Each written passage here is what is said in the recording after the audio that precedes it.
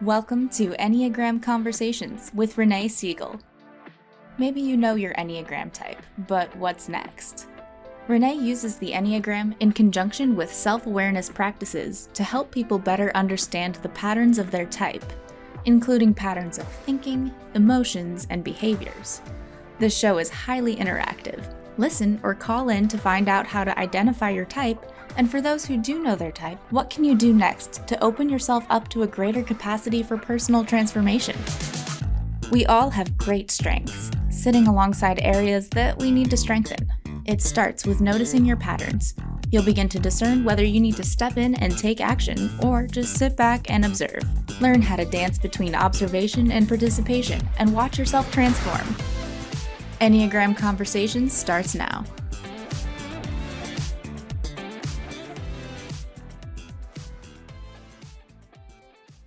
Welcome to Enneagram Conversations. I am so delighted. We are going to be talking about type 4 today. And this is such an exciting type because it is a type that is just filled with a lot of vibrancy and emotionality. And one of my favorite things to do is to kind of stay and live in that heart-centered experience. And so I have two amazing guests today, amazing guests today. One of whom I just met and another whom I've known for a while. And so I will introduce Erlina Edwards first. Erlina and I have known each other for a bit. Both of my guests today are certified Enneagram teachers. And so you're going to get a lot of really cool information, not only based on their narrative, but based on the information that they've had through studying the Enneagram. Erlina is an ordained reverend of the International Interfaith Seminary, and she recently retired from corporate America as a global spiritual advisor. Now that is a cool title. Dealing with global leaders, we got a lot of spiritual problems in the world, and boy, I think this is a time for you to re-enter the field. Yeah. And she uses the Enneagram to counsel and coach and mentor individuals. She's the president of the Arizona Enneagram Association, which I feel very, very privileged to be a part of, and a certified Enneagram professional. Welcome, Erlina. Okay. And Donna, I've just met you, but I'm really jazzed. I'm happy that you're here with us today. And Donna has over 20 years of human resource experience. I was just looking through your bio. It looks like you have done just about everything from behavioral health to developmental training to financial work. I mean, is there anything that you have not done?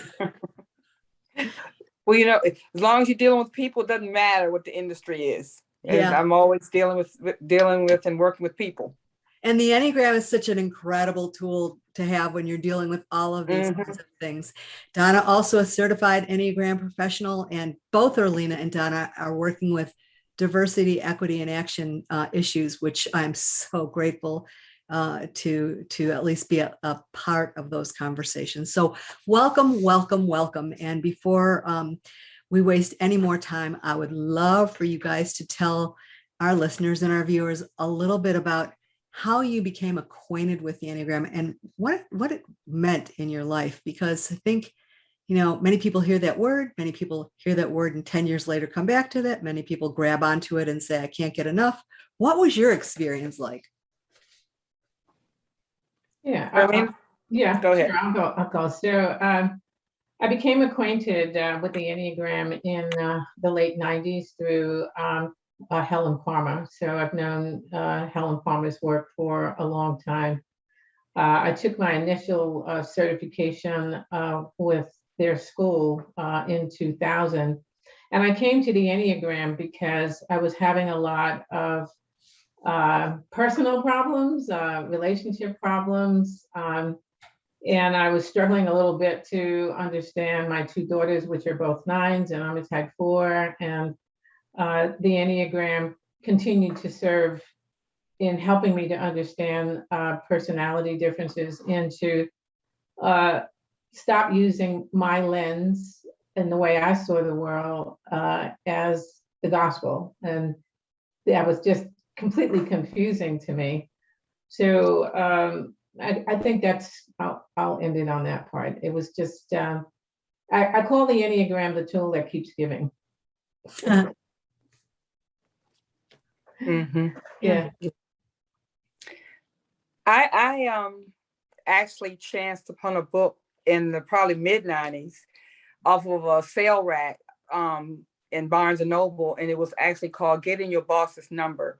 And the title intrigued me. And I read it, and the 4 there in that one was called the connoisseur.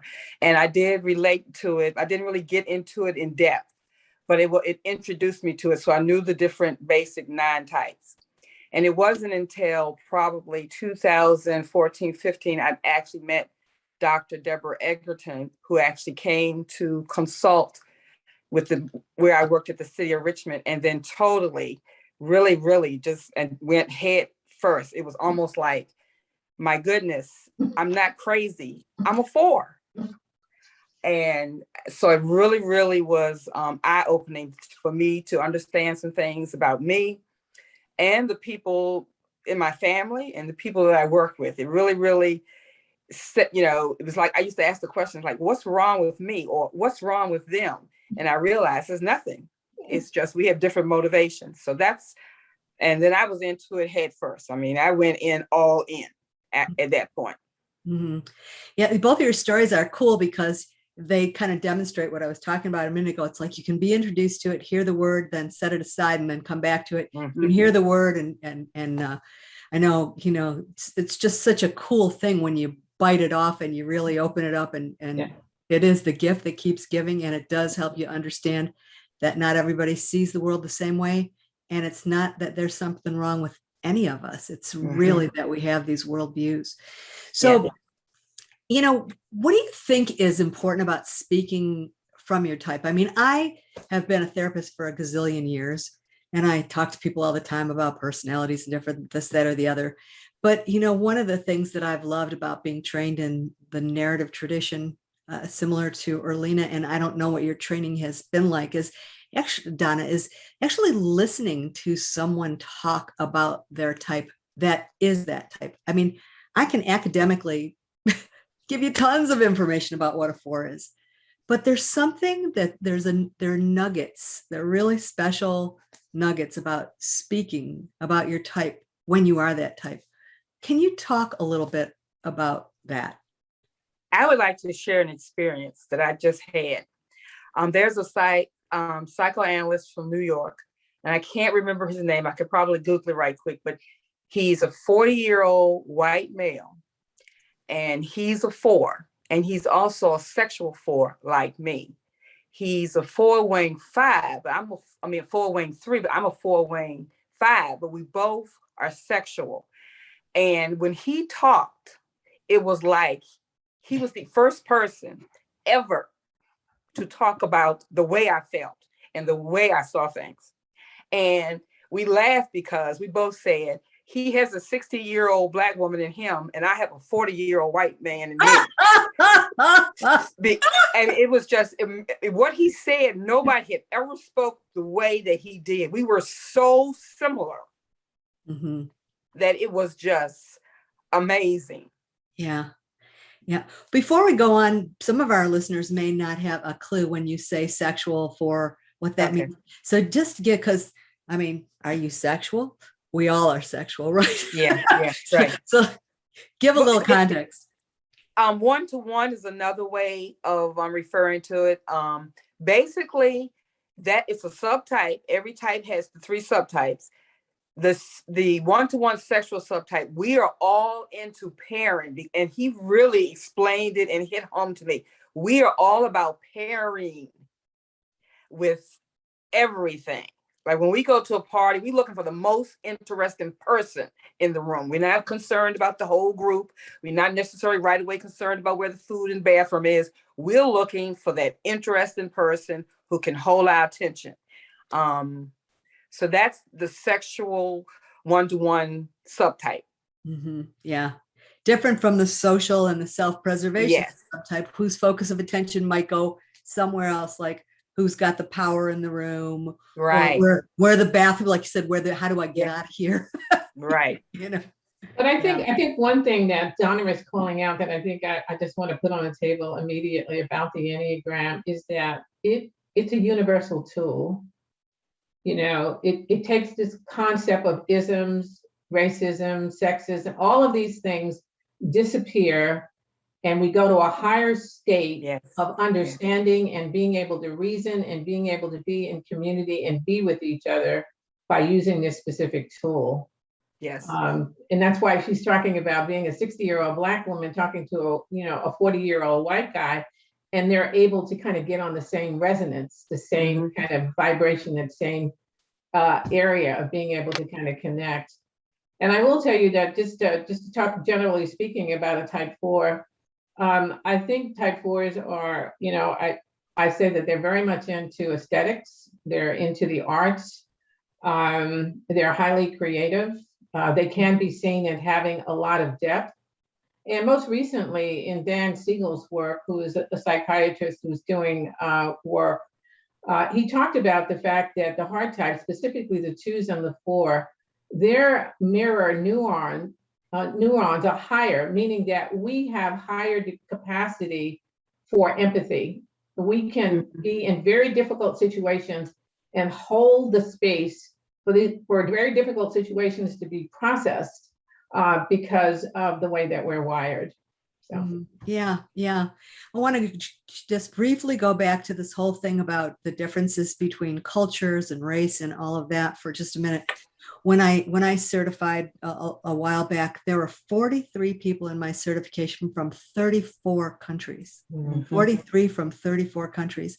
And as somebody who's been in the mental health field for a long time, I was blown away when we would be put in our groups of the similarities we had, independent of what our upbringings were, where we came from, what our socioeconomic level was, education level was, gender was, sexual preference was, race was. I mean, it just, I never saw anything where I could come together with people from places quite, I was grateful they spoke English because I was never able to communicate with all of them in all their different languages. But it just blew me away that it transcends all of that. A 2 from India, a 2 from Romania, a 2 from Bulgaria, a 2 from South Africa, all having conversations about what it felt like to be in our skin and having the ability to finish each other's sentences. And it's really, really something. So when we come back, we're going to go to break in just a minute, but when we come back, we're going to talk about the assets of the type, the qualities of the type, the challenges of the type, what you'd like to know, what you'd like other people to know about your type that is kind of wildly misunderstood, so that everybody can get a flavor through your lens of what being in 4 land is like. Okay. Thank you so much for tuning in. I am Renee Siegel. I am the grateful host of Enneagram Conversations, and we will be right back.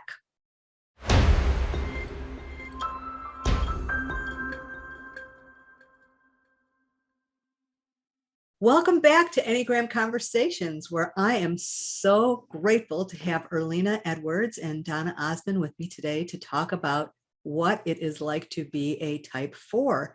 And before we go into some of the attributes of type 4 and what you found that you really resonated with when you heard about this type, some people have been familiar with the Enneagram, and some have even taken an assessment, and some people can't locate their type. What would you say to someone who's having difficulty typing themselves? Before we go into the aspects of, because I think that's a dilemma that many people face. Yeah, I think that there are a couple of descriptions of the Enneagram online. I think really going over the 9 descriptions is really important. But I think another thing that can be done is to ask someone that knows you well, what words would they use to describe you? And then you can even come up with your own words and even have a conversation with people that know you and say, this is how I see myself. How about you? What words would you use to describe me? And those words are typically housed within the 9 descriptions, right? So, so tests are important. I wouldn't necessarily rely 100% on tests, because when you understand the depth of the Enneagram, you understand that you move on the system depending upon some of the circumstances that you're in. So, for example, if you're underneath tremendous stress, you may be acting in a different way. If you're completely relaxed, you may be acting a different way. We call these movements on the system, but the description or using words and asking friends and family to give you those words, it can be a key in helping you to, nail your type. Mhm. Yeah, thanks. And I agree with Erlina. I'm not a big proponent of taking the online and the assessments as the ultimate. I find, well, as a 4, and Erlina and I both know this, we are always so self-reflective anyway and trying to go deep. A lot of times when people say they're 4, they really are 4. But some other types can actually struggle, because that's actually a part of, if you really get into it, part of that type. For instance, like 6s, I've found sometimes have a hard time just identifying. But what I suggest to them is to not just look at the motivations, to look at the virtues, look at the fixations, look at all of it through the course of your whole life, especially when you're a child and a teenager and you're at your most pure and raw and attached to that number. I would do that. I mean, because I knew I was a 4, but I mean, it really hit me in the heart when I looked at teenagers as 4s, because it was like a blueprint of my teenage life. So I think sometimes you have to look at it, and also look at when the worst time you had in your life, and look at what the type, when they're struggling, what are the characteristics. And a lot of times people have told me when they looked at some of the negative traits, that nailed it for them. Mm-hmm. Yeah. Yeah. Negative traits are the things that they were really, really trying to cope with. And those core beliefs, they come up real early in your life, and they're running the show even when we're in our 40s, 50s, 60s. And exactly. Right? Yeah. Yeah. That's great. So let's go into let's take a look at some of those specific things that you really resonated with. What are some of the words or phrases or things that hooked you? Well, I mean, I think the way that I had just a striking moment. I had first identified as a type 3 on the Enneagram because I keep my list. I'm very busy, and I realized that there were things about the 3, just needing to win, and needing to just be showcasing for the purpose of image that just didn't fit me. But one day I was in a narrative discussion, and there was a group of 4 panel, and they were all men. And I mean, they were so spot on the way, like Donna just described her experience, with the one-to-one person, that, sexual type. I ran out of the room. It was too much for me to take in, because everything that they were saying was my life. And I think that the cornerstone of it all is 4s see what's missing. We are wired in this lifetime to see what's missing. And I became cognitively aware in that moment that most of the way that I was speaking was, all my sentences was around telling people what was not there. And watching the men talk about it, because I ran more masculine energy than I did feminine energy, I was actually devastated. But I knew it was true. Yeah. When we're exposed, that kind of happens. Exactly. Yeah. Yeah. And with me, it was being misunderstood. I remember me telling my parents on my way to college as a freshman, and we were just talking about, growing up And I said that I only had one thing. If there was only one thing I could say about what they provided me. They gave me what I needed, food, shelter, all that. Was the only complaint that I would probably say was, I said, sometimes I just felt misunderstood. And it's so true. My sisters and brothers used to tell me I was adopted because I was so different. And of course, that's part of the fourth thing. There's no mirroring with anybody we see. And that was totally me. I didn't really see anybody like me. Also too, is that what's missing? Oh my goodness. To a lot of people, to a lot of other types, they see that as a negative. They just think we're being negative. You're just being so negative. Why can't you see the good? And it's like, well, we can see how it can be better.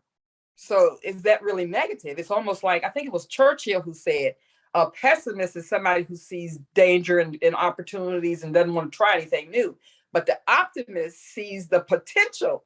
And I guess when we're healthy, that's what it's like. It's continuous improvement. We can be better. And that's how it really, really looks. But sometimes when we maybe not as healthy, it comes off as being, we just negative. I mean, we drive the sevens crazy, Yeah. And you're bringing up a really important point that we probably won't have. I know we won't have time to go into in a really full-bodied way at all, but there are levels of development of all the types, right? Absolutely. So, you even when you look at going back to the assessment question, those assessments are based on a very moderate level of growth, Exactly.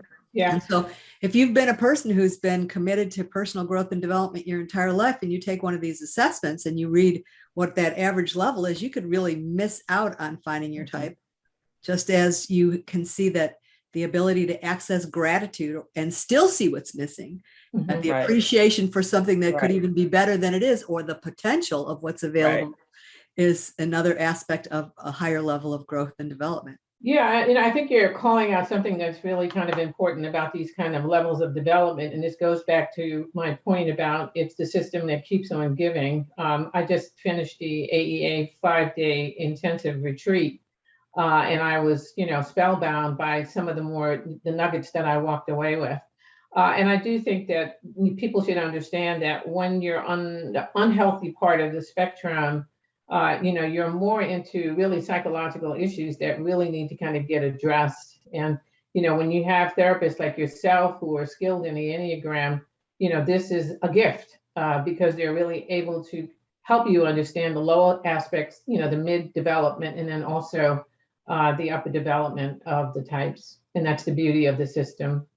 And I would also say, and I know we would probably talk about this later, but, the Enneagram has depth. Mm-hmm. And most of what people want to do, they want to get quick fixes. Yes. You can't really develop yourself in your full capacity by doing this like a poly game. This is not a poly game. This is a genuine bona fide system that helps you to really know yourself in a very deep way. Mm-hmm. I refer to it like an onion. It's layered. And even 6 years in, just this year, I read something and it finally hit home to me. And I had been reading it over it. And that was when you go to your growth, not when you go to your stress line, but when you go to your growth line, that is actually a conscious choice. Unlike when you go to your stress. And, it never dawned on me until I read it again. I probably have read it 5 times before it really, really hit. But that's what it is. It's like you get layered. When you're able to learn more, you can grab more. And it's absolutely a gift that keeps on giving. Absolutely. Mm-hmm. Yeah. There's building on that, there's this saying that Helen Palmer shared with me when I first met the Enneagram. She said, if there was one phrase I would say that the Enneagram allows people to do, it's to move from reactivity to receptivity. Absolutely. And Donna, when you were talking about that kind of knee jerk, or Erlina too, that stressful kind of reactivity that you don't have to, that's so unconscious. It is just, it's primed to keep you alive. It's all you know at that point. Yeah. Right. Mm-hmm. And the conscious choice really, it kind of occurs to you like, wow, I can pause and pivot and choose something different. What a concept. Yeah. Yeah. And for some reason, I was just thinking that maybe magically I would just, when I'm healthy, I would just be more like a 1. And then I read that and I was like, oh. Yeah, it doesn't work that way. No. That would be really cool if you could just say, wow, I've done 6 Enneagram classes and now I get to really get to Yeah. Yeah, And good luck with that. It's gonna magically, that's gonna just, that other pull is not gonna be pulling me. Yeah. Yeah, no, it doesn't work that way. Well, thank you so much. We're going to continue this particular piece when we come back from break, because I want to talk more about the concept of being misunderstood, what's missing. And there's so many other elements of creativity and artistic and the ability to aesthetically see things in a very, very different way. And the ability to sit and have the capacity for deep, intense emotionality that other types don't. And, especially in our culture, we don't really value that in a way that we could. So when we come back, I'd love to continue talking through, through your lens and your understanding of what that's like. My name is Renee Siegel. I welcome you to Enneagram Conversations. Thank you, Erlina. Donna, when we come back, you'll hear more. If you'd like to know anything about my work, you can find it at www.yourpurepotential.com. That is the letter U, the letter R, purepotential.com. Thank you so much for being here, and we look forward to you joining us after break.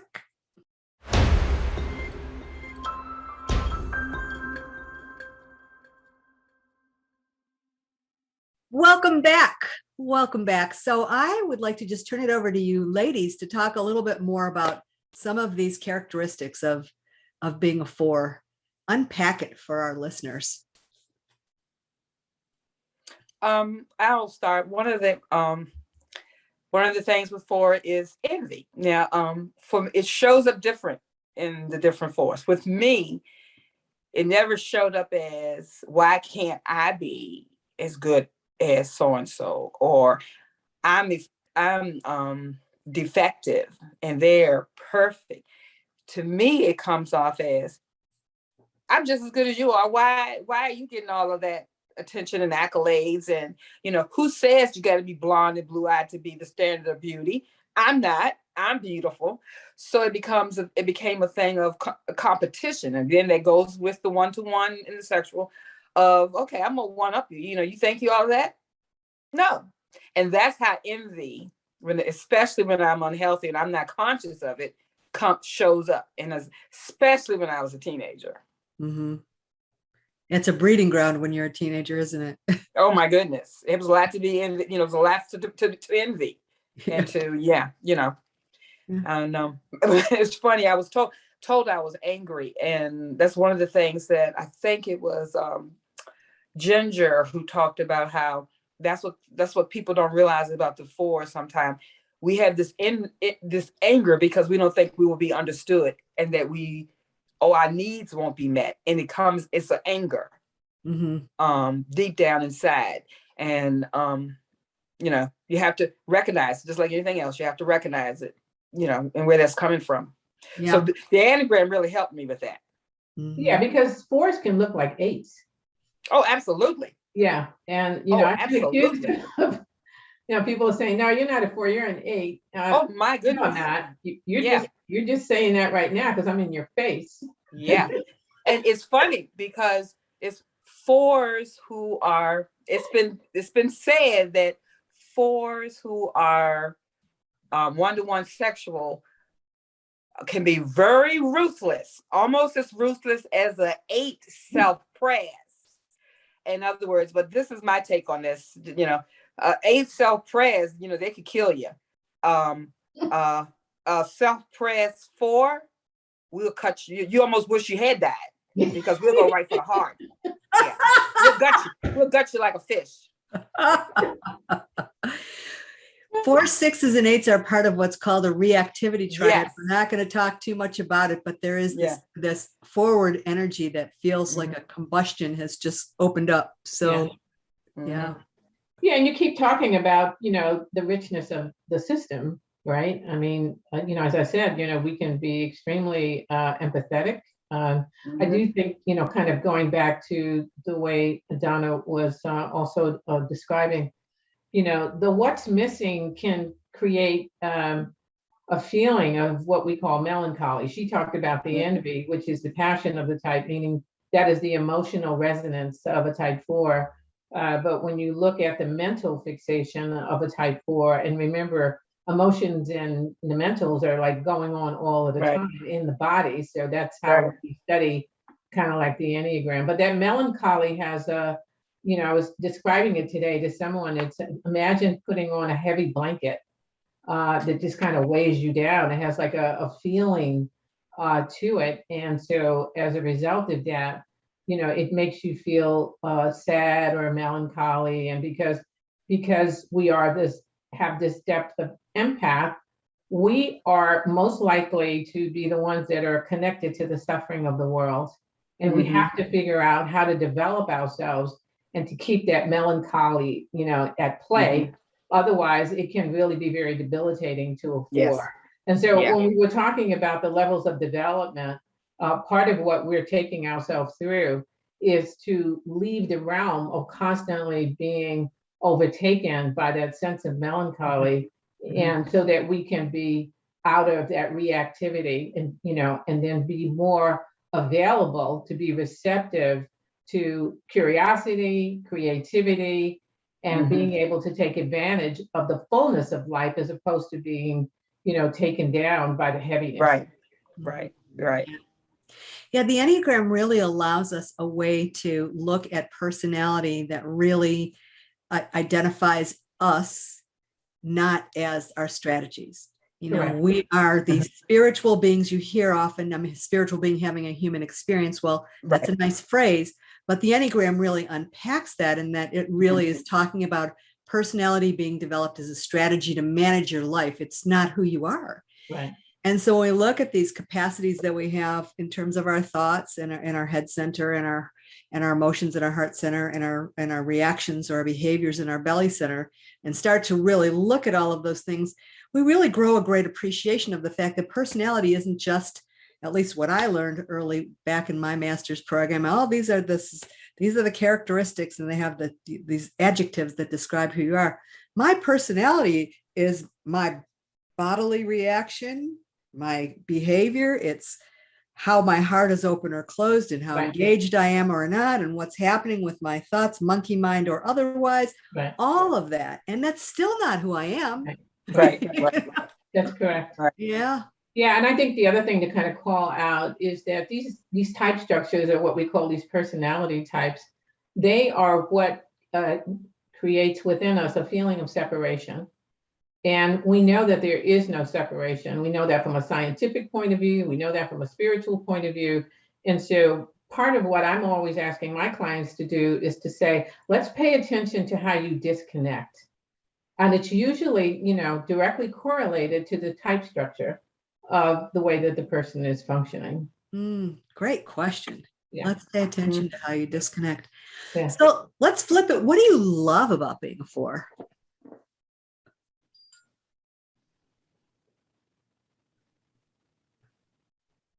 Well, I love the fact that I can help people spiritually in their development.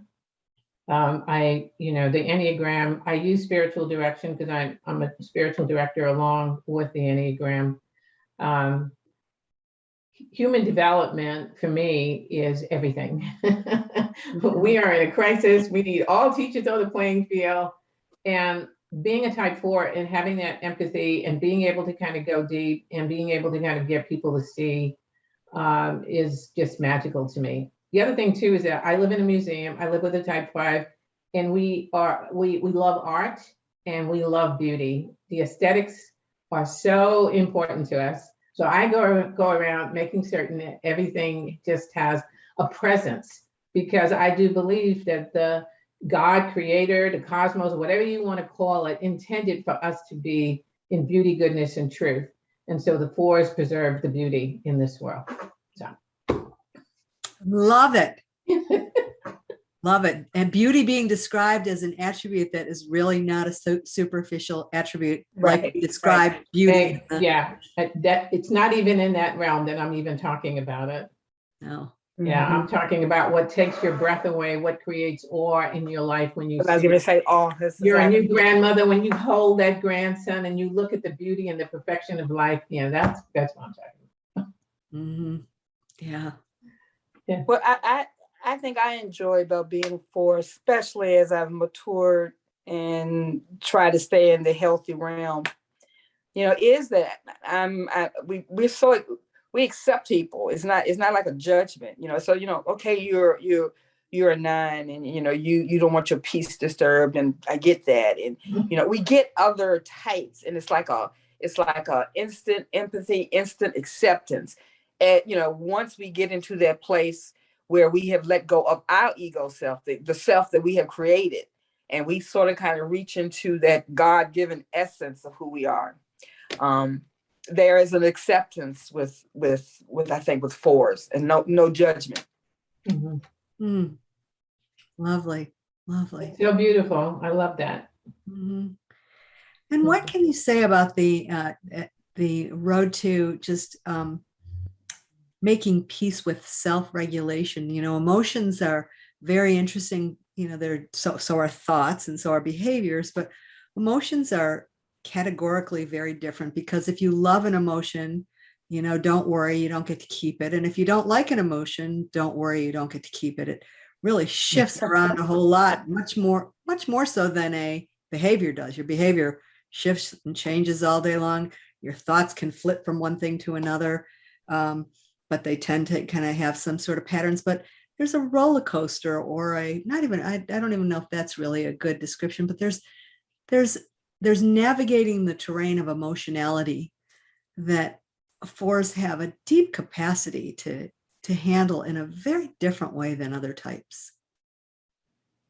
Well, go ahead, Donna. It was described to me by one of my Enneagram leaders that helped with my certification. She was a 7. She said it's that muscle. She said it's almost like 8s have that physical muscle, and 4s have that emotional muscle. We can just take it. We can just sit down with the grieving and the sick and the upset, and it doesn't bother us. Some people, people cry in front of me like, that's a terrible thing, and I'm like, I'm a cry, baby, cry. That's not phasing me. It just means you're human, and let it out. And there's no judgment in that emotions. So it's just we build that emotional muscle. Yeah. I want to speak more to this, but I just realized we have to go to break again and interrupt this amazing discussion. So when we come back, we'll talk more about that. My name is Renee Siegel. I'm so grateful that you are with us for Enneagram Conversations today. And when we come back, we'll have our concluding segment of our episode and talk a little bit about more about fours and what you can do if you think you're a 4, where your journey might take you, and how to unpack and create community for yourself as you learn more about your type. Thank you.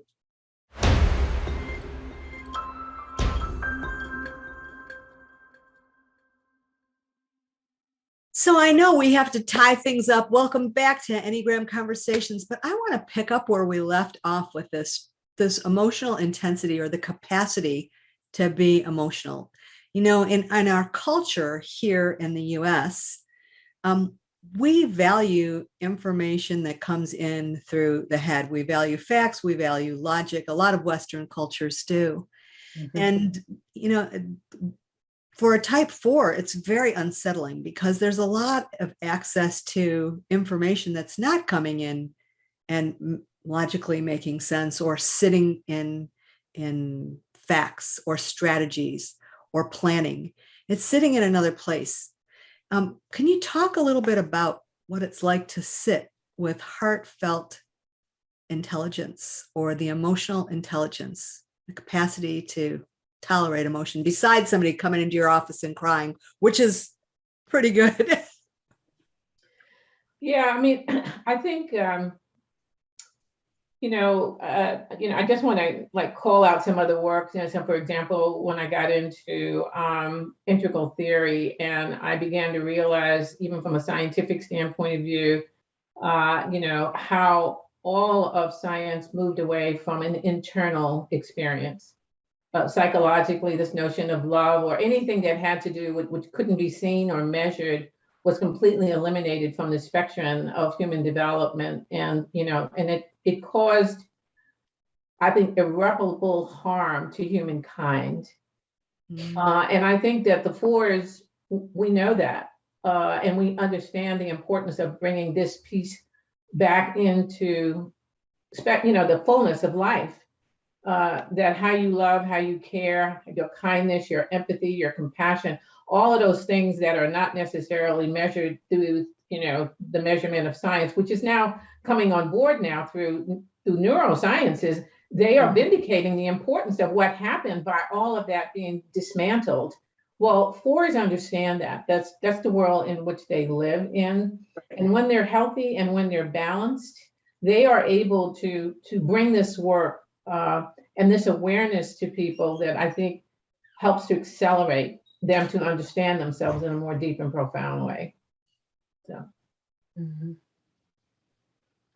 yeah, it's definitely not something the Western culture wants to, and put up there as a high point. They've talked about emotional intelligence, and they're trying to get it in there. How that's just as important, if not more important, than IQ. But I think that especially in the times that we're in right now, I mean, really, it's nothing but emotions out there. That's all you see. And, and even though people, they're talking like they're being logical, to me, I don't know about you, Erlina, it's always funny to me, and maybe you too, Renee, as a too, because we're in the feeling group, when people think they're being logical and they're so being emotional and they don't even recognize it. It's sort of kind of like, I just have to chuckle sometimes, like, okay, yeah, all right. You think you're being logical.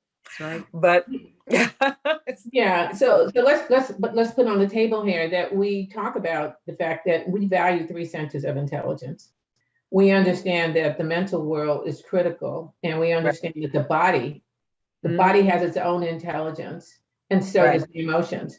And when those 3 things are understood and aligned together and balanced, this is what creates a healthy human being. Yes, absolutely. So absolutely. Any one of those in extreme is a problem. You're out of balance. You're out of balance. Yes. Yeah. Yes. And I think it's important to just note that, facts are what's valued in society at large, at least our society at large. Even the body, somebody can't tell you, what, if I say my toe's hurting and you say to me, no, your toe's not hurting, I'd look at you and go, of course my toes hurt. This is my body. I know what's going on. But if somebody says to you, you shouldn't feel sad. Yeah. You do feel sad. I know I feel sad, but there's a lot of people who really question, well, maybe I shouldn't feel sad. It's the center that gets questioned the most out of all the centers. Oh, yeah. Yeah. At least here in our culture. And so when you start really bringing the importance to the conversation, like even in our governmental conversations, then political conversations that we're having, and all the turmoil with a lot of, institutions shifting and changing, there's a ton of emotion around all of that. Absolutely. Not being regarded. Yeah. And I say to people, you have to understand, first, you're going to have a sensation, and then you're going to have a thought. And when that thought and that sensation connect, you're going to get an emotion, which means that there is something behind those 3 layers that is attempting to communicate with you that you really need to unpack.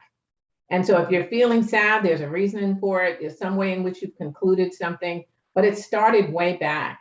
And it's worth investigating so that you can really understand what is going on, right? Right. Yeah. It's telling you something. Yeah.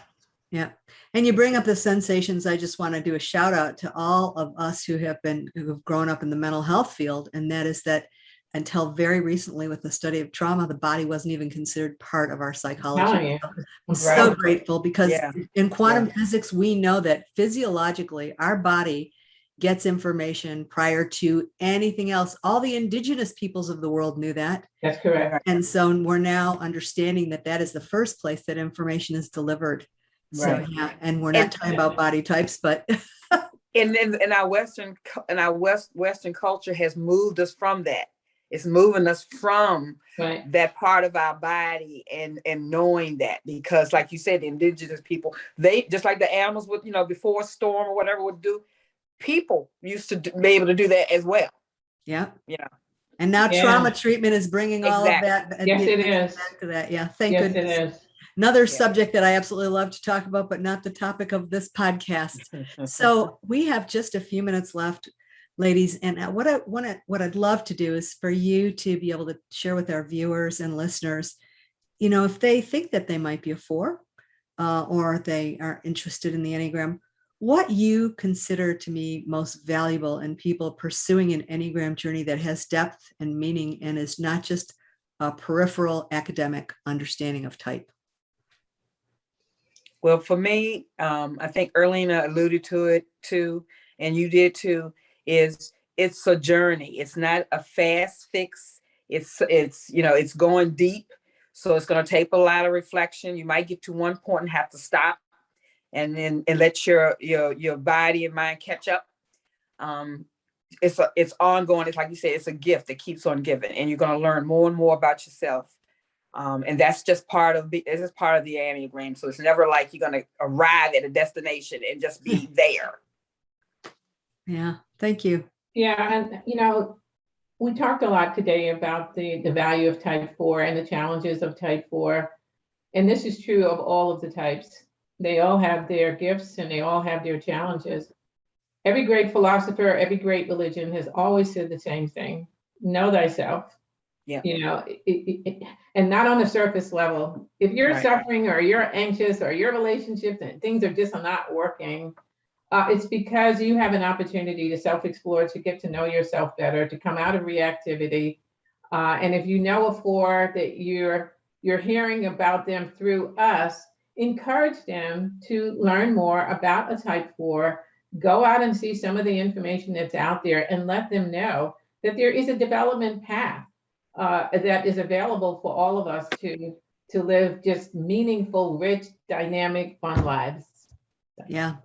And there are Enneagram communities worldwide. Find a community. You can do that online, even if something isn't available to you locally.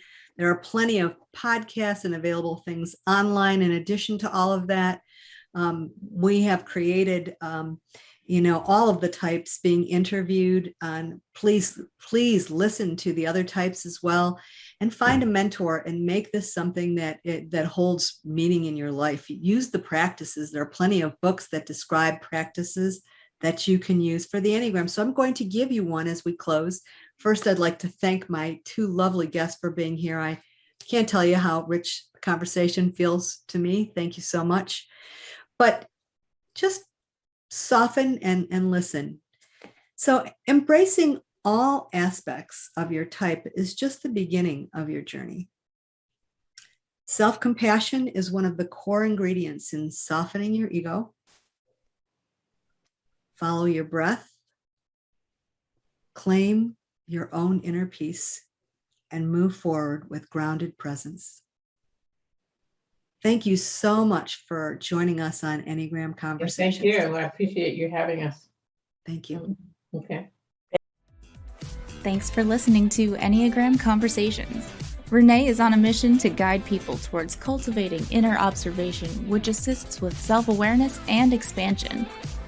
Identify your type, notice your patterns, and learn how to unlock the higher aspects of your Enneagram type. There is limitless potential inside you already, just waiting to be unveiled. Join Renee next time on this journey of self-discovery and create more purpose and power in your life. For more information about Renee and her work, visit youarepurepotential.com. That's the letter U, the letter R, purepotential.com. Until next time, remember, you are pure potential.